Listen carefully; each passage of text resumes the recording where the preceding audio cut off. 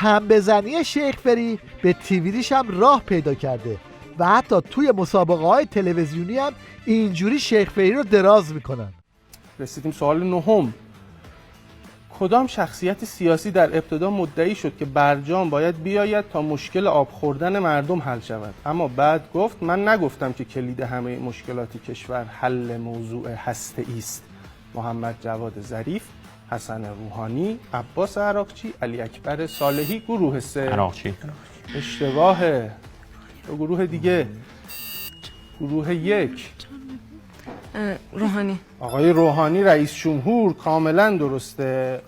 آقای روحانی یه بار 17 خرداد 94 گفتش که کی بود؟ اشکال نداره.